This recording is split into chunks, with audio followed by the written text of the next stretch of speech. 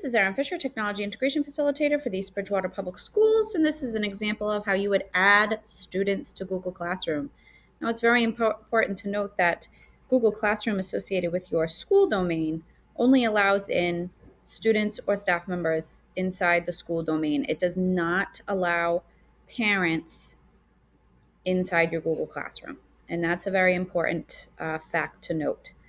This can be opened up in certain districts, but it's usually not appropriate to have parents inside your Google Classroom because students can see each other in the student tab for the list of students. So there is a people tab in Google Classroom, and it will show the students. And I'll show you an example of where I am a student in an adult Google Classroom. If I go to this book club that I am in as a student, I can go to the People tab. This is on the student view, and I can see my classmates. And I even have the option to email my classmates. And that can, of course, be turned on or turned off. It depends what the user allows.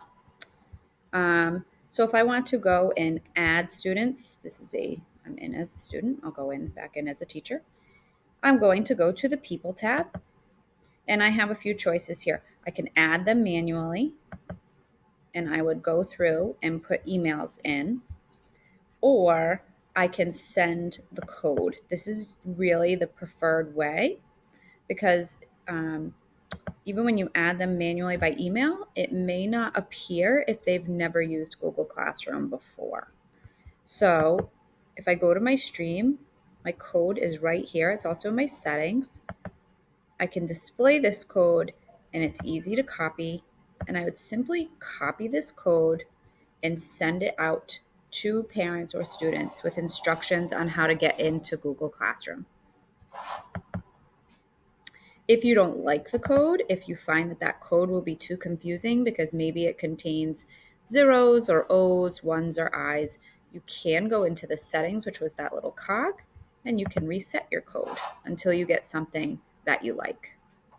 And I highly recommend that when having younger students because it's difficult to differentiate between zeros, O's, ones, and I's, and a few other characters. And that is how you add to Google Classroom. You can also add a co-teacher. Same step. Invite them right here. I'll go through that in a separate video. Thank you.